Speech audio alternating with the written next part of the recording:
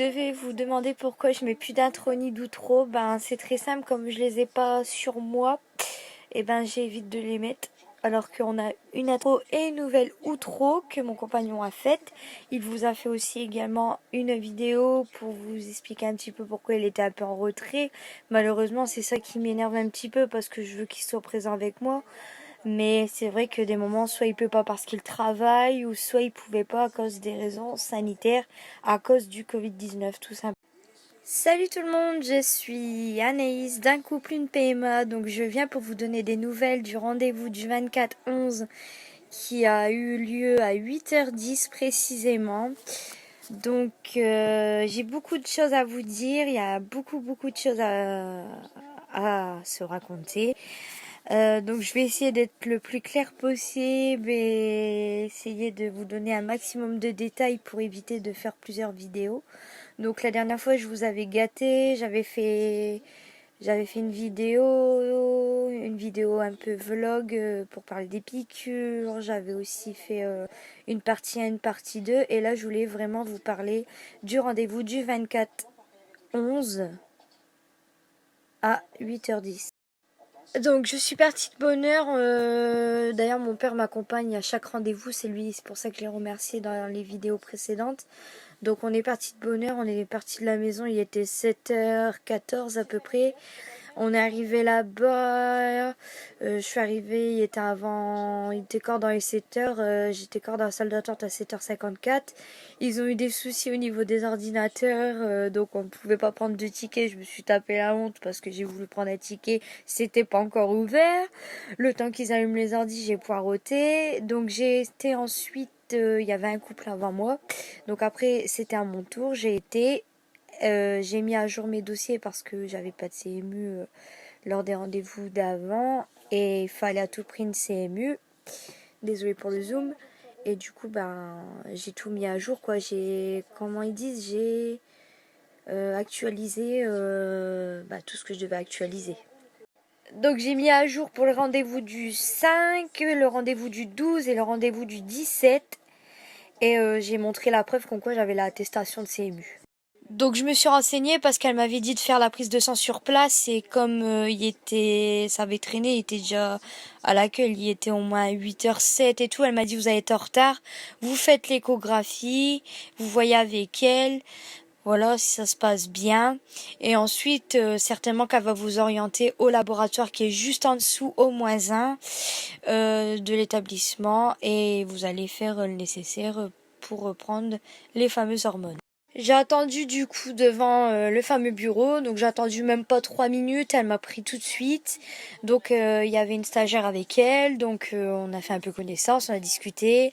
Elle m'a demandé comment je me sentais, j'ai dit que tout allait bien, que je supportais bien le traitement, que j'ai pas eu d'effet secondaire ni rien. Elle m'a demandé si d'un point de vue humeur, mon compagnon et moi on allait bien, j'ai dit oui, tout ça. Puis elle a dit bah écoute on va passer à côté. Donc à côté il y a la salle pour faire l'échographie. On a fait l'échographie, on a regardé à gauche, ça n'avait pas bougé, ils étaient tous petits. Par contre à droite, quel miracle, j'en ai un à 15 mm. Et elle a dit celui-là il est beau, tout ça, donc il a un 15 mm à droite. Donc j'ai un follicule de bon sur tous les follicules qui étaient en train de grossir. Donc ce soir je dois encore prendre un petit peu de Ovalip 125 pour le faire grossir un peu davantage. Mais sinon j'ai mon ovulation. Donc ce soir je dois prendre Ovalip 125 sauf si elle m'appelle dans la journée pour dire comme quoi il y aurait un changement. Comme la dernière fois qu'on avait eu le tour. Mais sinon je dois encore me piquer au moins une fois ce soir à 125 UI. Je dois me déclencher le 25/11, donc c'est-à-dire demain, pour faire l'injection d'Ovitrel au soir et je dois arrêter Ovalip. Je dois plus faire d'injection d'Ovalip. 125, demain, plus rien. Voilà. La dernière fois, elle m'a dit oui, comme je vous ai expliqué, sauf si je vous appelle, il y aurait un changement. Mais comme elle avait pas appelé, puis là, comme elle a pas appelé, je pense que je dois maintenir ça. Ce soir, je me pique une dernière fois à 125 UI.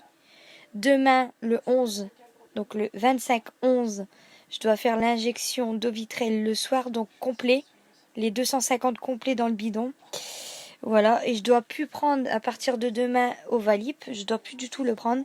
Ensuite, l'ovulation sera le vendredi 27/11 et je dois avoir des rapports réguliers, donc du mardi au dimanche. Donc après tout ça, à partir du 30/11, je dois commencer du faston un comprimé matin et soir. Je dois le poursuivre jusqu'au test de grossesse et je dois l'arrêter le jour du test. Donc il faut que je fasse un test urinaire et un test au laboratoire. Voilà.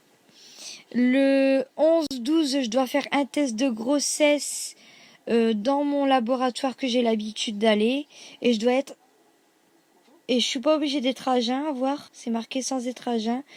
Donc c'est le 11/12, je vous dirai quoi, je dois aller faire le test de grossesse urinaire et en même temps je dois aller faire un test de prise de sang au laboratoire. Et je dois être sans être à jeun.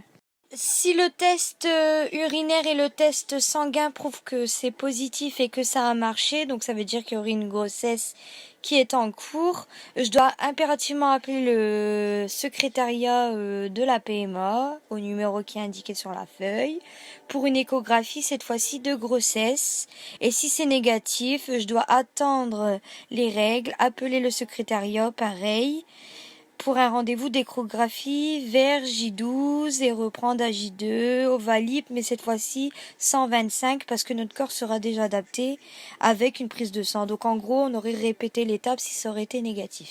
Mais cette fois-ci, ça aurait été directement avec la dernière dose qu'on aurait eue si ça aurait été négatif. Mais on espère que ça sera bon cette fois-ci. Et moi, j'y crois. Je me prends pas la tête. J'y vais calmement, doucement. Voilà. Et je vais vous donner tout de suite les détails des ordonnances que j'ai eues ainsi que des médicaments que j'ai été chercher parce que je reviens de la pharmacie. Voilà. Puis une petite preuve comme quoi j'ai été piquée ce matin pour les hormones au laboratoire. Donc les papiers que j'ai eu, c'est très simple. J'ai eu un papier qui explique, voilà, qui explique tout. Tout est écrit, tout ce que je dois faire. Donc tout ce que je vous ai dit, c'est écrit sur papier. Voilà. Également le 17/11, j'avais eu également la fameuse ordonnance qui est renouvelable une fois, donc que j'ai utilisée aujourd'hui pour les fameuses hormones estradiol en cas où que j'en aurais besoin, mais si tout va bien, j'en aurai plus besoin. Voilà, donc ensuite nous avons eu, en cas où que ça aurait pas marché, eh ben on aurait eu cette fois-ci des cartouches de 900 UI la prochaine fois si ça aurait pas marché. Et alors une cartouche de 900 UI, une cartouche de 450 UI, un stylo au vitrel et c'est renouvelable 2 fois. Je lui ai demandé d'avoir une nouvelle ordonnance pour la vitamine acide folique Fertifiol.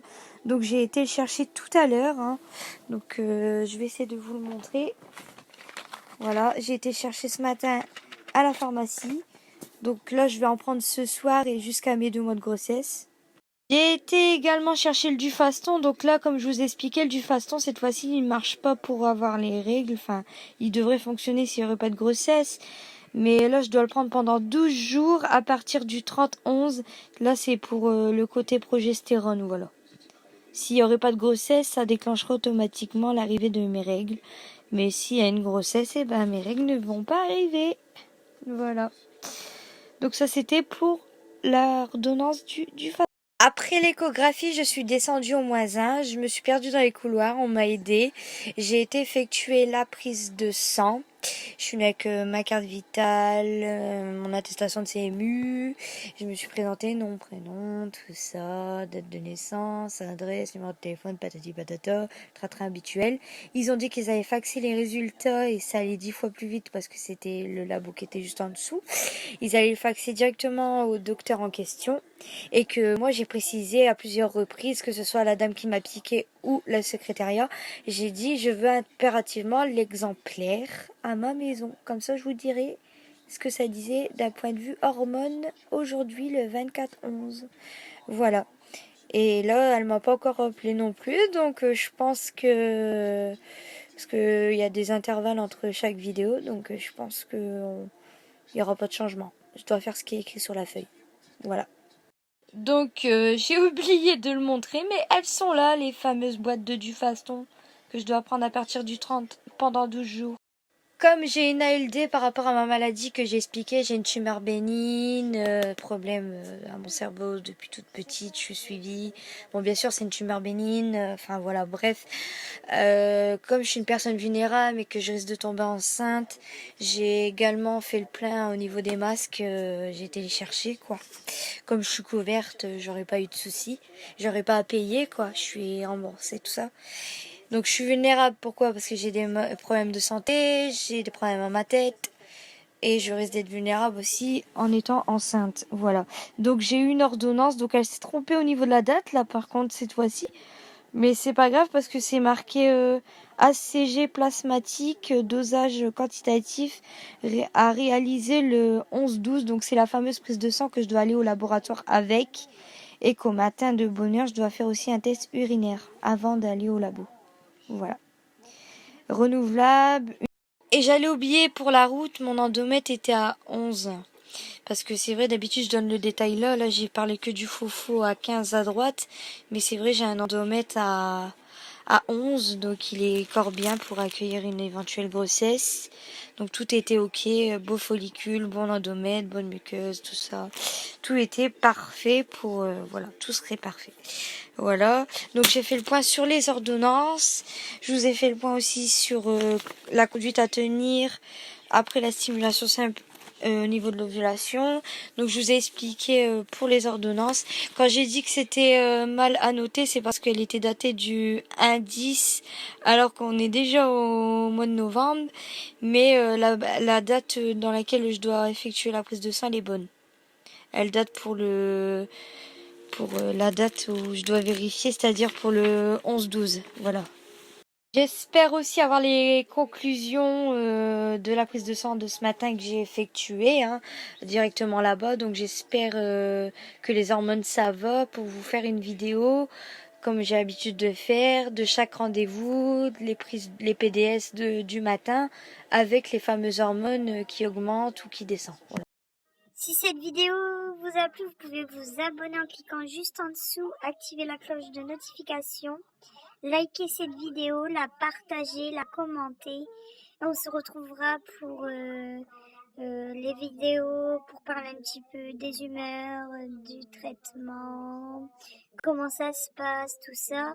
Et aussi, il y aura une vidéo où je vous parlerai des résultats du 11-12, c'est-à-dire où je vous dirai si je suis tombée enceinte ou pas. Donc restez connectés, restez avec nous. Je vais sortir aujourd'hui cette vidéo même. Elle devait sortir hier, donc voilà. Bisous!